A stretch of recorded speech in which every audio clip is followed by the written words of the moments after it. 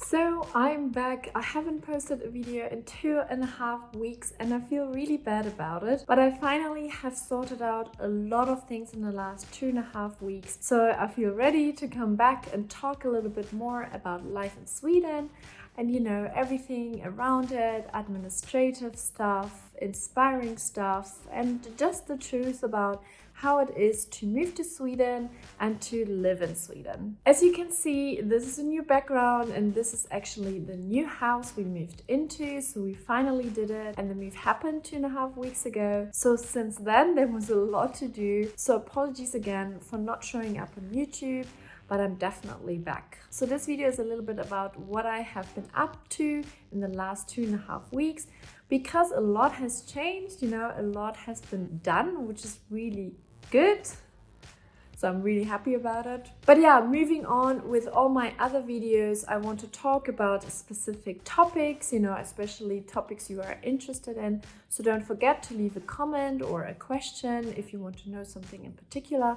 I'm happy to tell you my experience and also research a little bit. And yeah, if you're interested in following me along and also know how it is to move to Sweden and to live in Sweden from the very beginning, then make sure to subscribe to my channel. So yeah, there will be videos about preschool, registering here in Sweden, about the Swedish identity number, anything administrative, which is really fun, and maybe finding a job or getting self-employed, places to visit in Sweden and how Swedes are. And also, I'm planning on giving you a little house tour very soon as well. So let's start with the first thing that changed. We moved house. If you're new to my channel, then in the last 2 months, we actually lived in an Airbnb. So that was a really good experience. I really liked it. It helped us a lot, to start off life in Sweden. And then within these 2 months, we actually found a place to stay. We found a house and we are renting this house. So we have not bought a house yet. This is renting. And I know I already got a few questions about how to find, an apartment or a house, where to look for, what to look for, maybe which area should I move to. So I do want to make another video about it and answering all your questions. But one thing I can tell you already, we haven't really planned this from the very beginning, but we ended up moving a little bit outside of Stockholm and we are in a quite rural area. There's pretty much only houses here, so people live here. There is a pizzeria, I believe, and the next supermarket is half an hour walk. So it is quite remote. I feel it's remote. But I have to say, I'm also surprised about that a little bit. It is much better than I thought it would be. I'm a city girl, I grew up in cities, although I did grow up a little bit in the countryside as well. But it wasn't actually the best experience, so I wanted to move back to the city. And ever since I turned, I think about 19, I lived in cities again. And this is the first time I live a little bit more rural now. And I'm enjoying it. I love the nature around here. I like to go for walks. We have the sea very close by as well. So I'm very surprised how much I actually enjoy it. So yeah, I think it's not always possible to say what you really want until you maybe experience it. And yes, there's always a little bit of risk involved, and we only moved here 2.5 weeks, You never, how much can you say about living somewhere 2.5 weeks or 2.5 months like now in Sweden? But sometimes it's all about the presence, and I can talk about how I feel right now. And I'm happy, that I moved here. And we will obviously see how it goes in the next year. Because we actually rented this house for a year, so that gives us enough time to really explore, what we want. Is this something we want? Do we want to change? Do we want to move somewhere else? And I'm not talking out of Sweden. We definitely want to stay here longer. So in 1 year, it would be more about where else to move. Do we want to buy a house, for example? All these kind of things, obviously, I will talk about regularly in my videos and I will keep you updated. So now a little bit about administrative stuff. Again, if you've watched my videos, you know a little bit about what it is like to move to Sweden and what is required. And obviously Swedish people know all these things already, but as an expat, it's really hard. You obviously have to do your research and find out what you need to kind of settle down here in Sweden. So one of the biggest things you really need here is like a Swedish identity number, which is called personnummer. And that one can take a long time. I'm following a lot of Facebook groups and, looking in forums, how people's experiences are. But I can say we have our personnummer after, I think, 2 months. And that is really, really good news. And I'm very, very happy about it because it does open a lot of more doors about here living in Sweden, setting up certain things like bank account and that kind of stuff. But talking about bank account, my partner was able to actually open up a bank account without the personnummer. So this is something quite rare because I did read a lot on Facebook groups and forums that it's really hard to get a bank account here unless you have this personnummer or sometimes even like the identity card. So here's the proof that it's actually possible, and it's with the bank Handelsbanken. So it's one of those Swedish banks. And I don't know if there is a magic trick. I mean, my partner has work, so he obviously had the evidence of work, but I even heard from a lot of people who have work and a long-term contract, they still can't open a bank account. It is possible. Stay friendly, stay patient, maybe try a lot of different banks, a lot of different people in the banks. I feel like sometimes it's really who you meet, what kind of person that is. The general rule, I think, is that you can open a bank account without a personnummer. It's just, how willing is the banker to do it. And maybe some people have bad experiences with experts. I don't know. There's so many things where we don't know the answers to these questions, and all you can do is try. But yeah, I wanted to just let you know that it is possible. And just stay kind and patient and try a lot of different ways. This banker actually told my partner if I wanted to have a bank account as well, and he didn't know much about me. I actually don't have a job here in Sweden. I can talk about this in a bit as well. So he offered it, and I'm having an appointment next week, and we're going to make it happen. Although I do have my personnummer now, so it maybe should be a little easier now for me. So yeah, I'm also a good example of someone who doesn't have work here. So I don't have a Swedish job. So of course, a few things work through my partner, and the partner basically gets support, but I still have to figure out things by myself.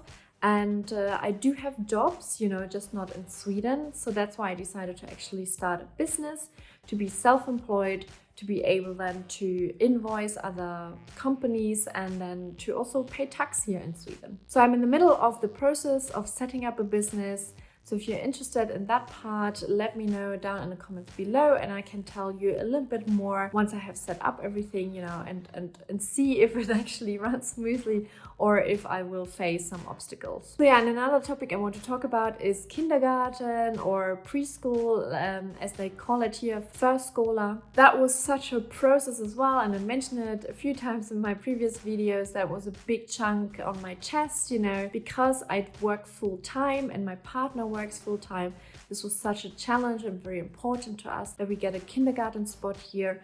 But as I mentioned before as well, it's quite hard because there's a whole system around it and there are queues, and well, it's not complicated. You just need to really dive into it. And I talked to a lot of people. I called up Förskola, who were very patient to explain everything to me and very helpful as well, I have to say. I had a very, very pleasant experience, and that definitely helped. And I want to make another separate video about it for parents who are interested in like kindergarten, preschool when they move to Sweden, just to give a bit of an idea what they can expect. And also that there are actually things you can do to get a kindergarten spot. And it's not about jumping the queue, it's just knowing a few things to make the right decisions. And yeah, we have started a week of, introduction into the kindergarten, and it's very positive at the moment. And we also love the kindergarten because it's surrounded by nature. It has a lake next to it, so it looks really lovely. And so far, my daughter, who's almost 3 years old, enjoys it very much. I think she missed being around children a lot, so it's really, really nice to see that she has a lot of joy. And one thing which we will see how it goes, but she doesn't speak any Swedish yet. She only speaks and understands English and German, so this is a bit of a challenge. But so far in the week she has been in kindergarten by herself a little bit as well, She has not expressed any, discomfort. The opposite actually, where she already said a few words in Swedish, picked up from other children or from the carers, which is amazing. She probably understands more than I do already, and that's really just being exposed a week to Swedish people and the Swedish language. And of course, every child is different, but I'm also very happy that she has adapted so well to the move to Sweden, is very excited and takes on every challenge, it seems, a little bit, and sees it positively rather than being concerned. I mean, she's only 3 years old, almost 3 years old. But some kids are shy, and struggle a little bit more. I'm very happy that it goes really smoothly with her. She is a little trooper. So if she ever watches one of my videos, I can tell her she was really great. And even the carers said to me already that she's doing really well and isn't really bothered by the other language. Of course, she's in a state where she is still learning a lot of the other languages, a lot of English and German as well. There's so many words and expressions she still has to learn. But yeah, and Swedish is just basically another thing she just takes on and probably will be fluent in, I don't know, a year or probably less. So yeah, that's kind of an update. And at the moment, it's just about finding a routine, being fully integrated in the kindergarten, enjoying and exploring the neighborhood, inviting friends, which we have done actually last 2 weekends, which is absolutely lovely. I mean, this is, I'm sure people who moved to Sweden, they want to connect, and I'm very glad that we already know a few people here, some Swedish people who I met in London and who moved back, and now kind of we are reunited. I do feel that's a little bit of an advantage for me, but I still want to, connect with other Swedish people. So I'm trying to make friends, maybe through kindergarten. We actually signed up for like a football club for the little one. So where I'm sending my partner, so hopefully he will maybe make some connections. And I actually found an app as well where you can connect with women.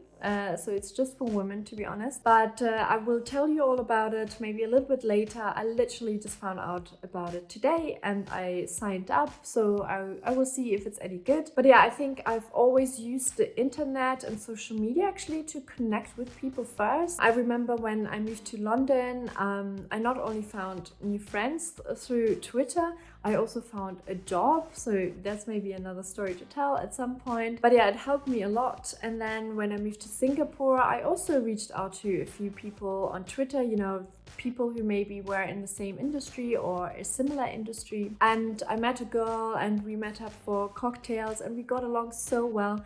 She introduced me then to some of her friends.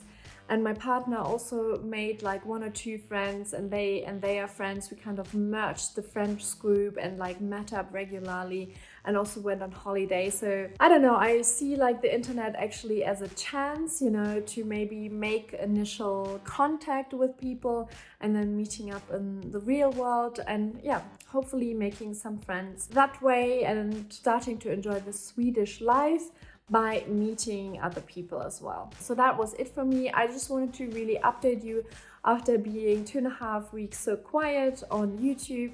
I have not forgotten you and I'm going to make regular videos again on Sweden. So everything is more in place now and more regulated, and so it's for me easier to actually make plans and schedule ahead. So again, if you have any questions, please leave them down in the comments below. And I hope I will see you in my next video. Have a great day and stay safe. Bye. Hej då.